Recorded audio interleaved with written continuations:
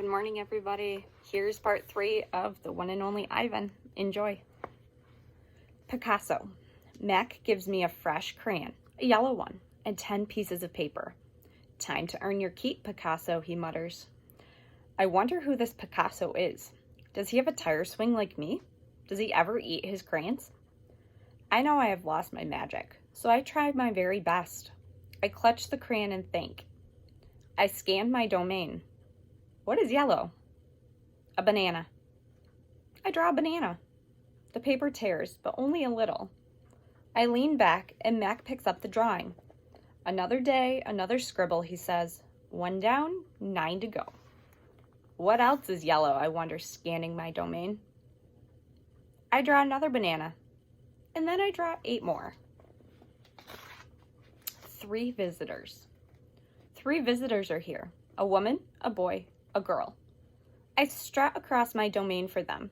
I dangle from my tire swing. I eat 3 banana peels in a row. The boy spits at my window. The girl throws a handful of pebbles. Sometimes I'm glad the glass is there. My visitors return. After the show, the spit pebble children come back. I display my impressive teeth. I splash in my filthy pool. I grunt and hoot. I eat and eat and eat some more. The children pound their pathetic chests. They toss more pebbles. Slimy chimps, I mutter. I throw a me-ball at them. Sometimes I wish the glass were not there. Sorry. I'm sorry I called those children slimy chimps. My mother would be ashamed of me. Julia. Like the spit pebble children, Julia is a child, but that, after all, is not her fault. While her father, George, cleans the mall each night, Julia sits by my domain. She could sit anywhere she wants, by the carousel, in the empty food court, on the bleachers coated in sawdust, but I am not bragging when I say that she always chooses to sit with me. I think it's because we both love to draw. Sarah, Julia's mother, used to help clean the mall, but when she got sick and grew pale and stopped. Sarah stopped coming. Every night, Julia offers to help George, and every night he says firmly, "Homework, Julia. The floors will just get dirty again." Homework, I have discovered, involves a sharp pencil and thick books and long sighs. I enjoy chewing pencils. I am sure I would excel at homework. Sometimes Julia dozes off, and sometimes she reads her books. But mostly she draws pictures and talks about her day. I don't know why people talk to me, but they often do. Perhaps it's because they think I can't understand them. Or perhaps it's because I can't talk back. Julia likes science and art. She doesn't like Lila Burpee, who teases her because her clothes are old. And she does like Deshaun Williams, who teases her too, but in a nice way. And she would like to be a famous artist when she grows up. Sometimes Julia draws me. I am an elegant fellow in her pictures with my silverback gleaming like moon on moss. I never look angry the way I do on the fading billboard by the highway. I always look a bit sad, though. Drawing Bob. I love Julia's pictures of Bob.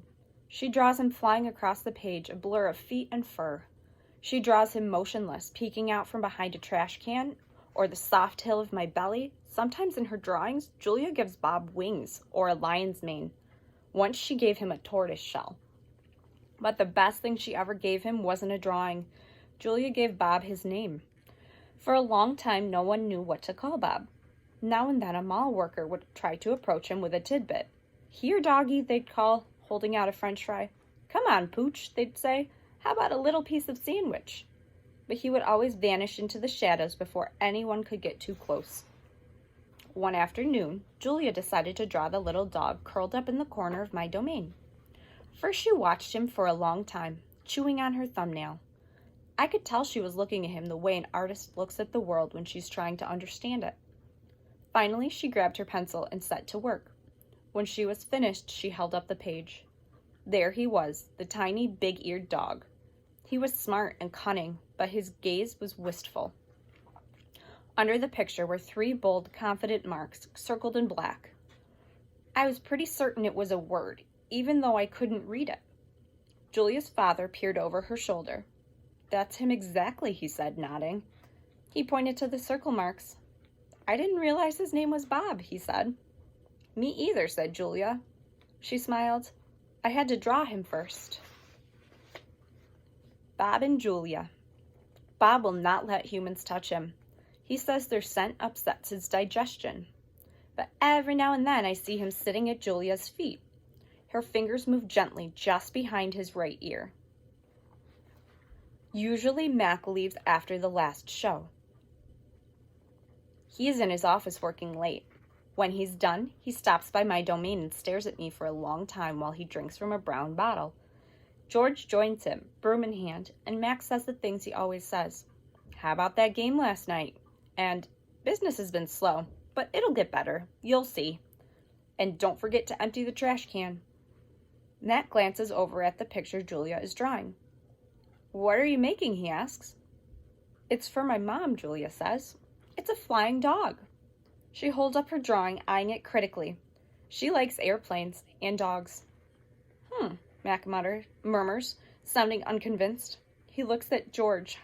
How's the wife doing anyway? Before I turn the page, there's the picture of Julia with Bob down at her feet, right down here. About the same, George says. She has good days and bad days. Yeah, don't we all, Mac says. Mac starts to leave, then pauses. He reaches into his pocket, pulls out a crumpled green bill, and presses it into George's hand. Here, Mac says with a shrug. Buy the kids some more crayons. Mac is already out the door before George can yell, Thanks! Not sleepy. Stella, I say after Julia and her father go home. I can't sleep. Of course you can, she says. You are the king of sleepers. Shh, Bob says from his perch on my belly. I'm dreaming about chili fries. I'm tired, I say, but I'm not sleepy. What are you tired of? Stella asks. I think for a while.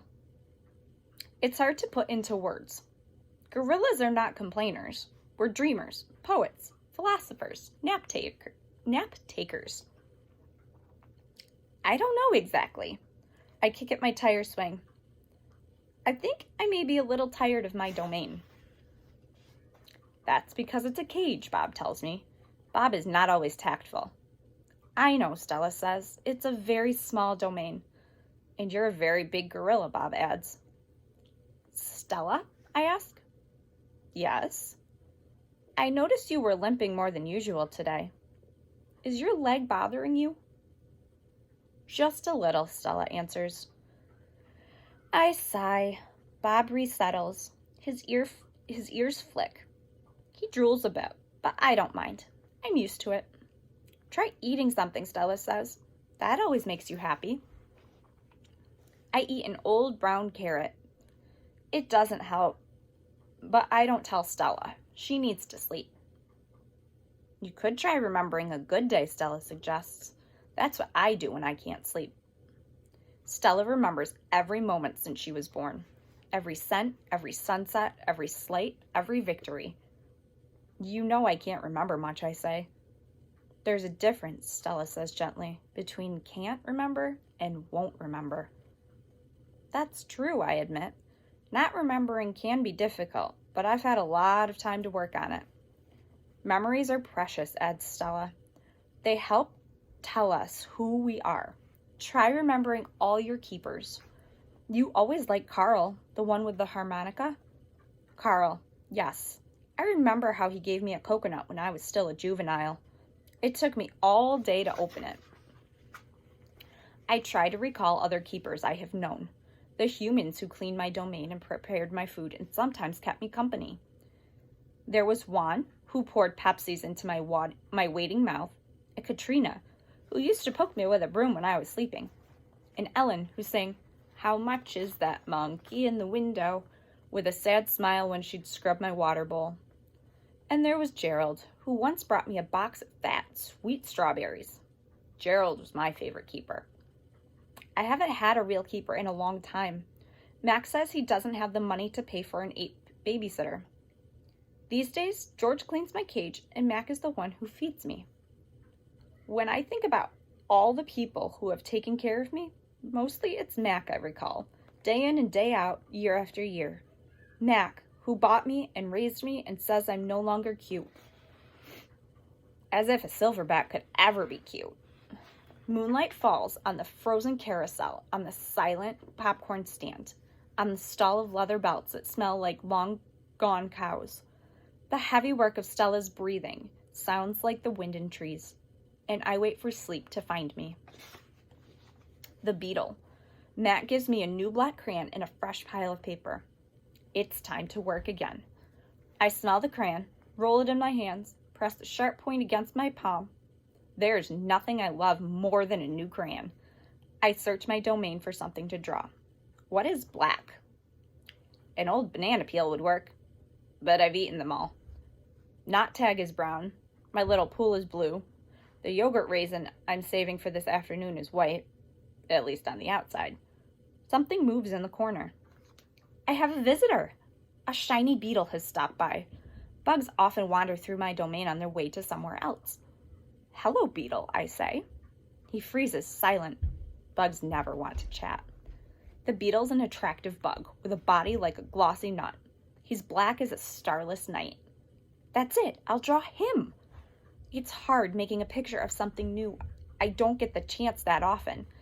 But I try. I look at the beetle who's being kind enough not to move, then back at my paper.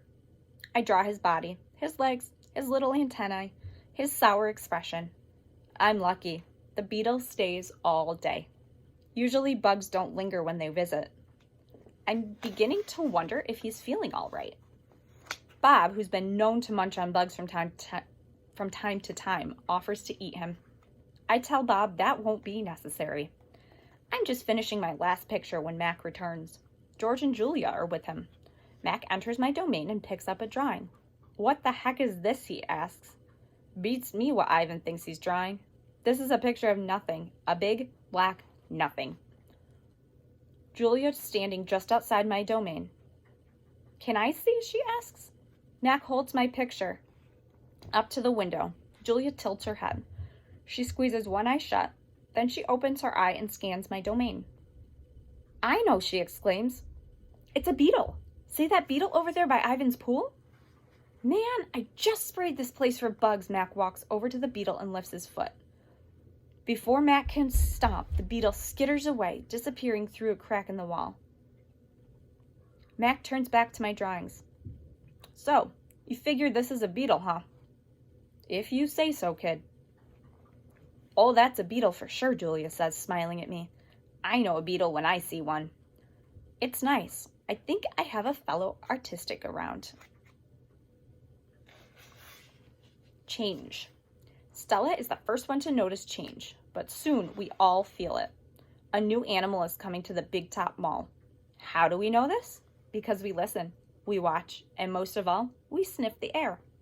Humans always smell odd when change is in the air, like rotten meat with a hint of papaya. Guessing.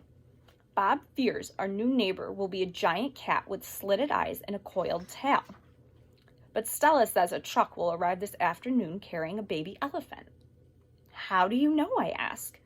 I sample the air, but all I smell is caramel corn. I love caramel corn. I can hear her, Stella says. She's crying for her mother. I listen. I hear the cars charging past. I hear the snore of the sun bears in their wire domain.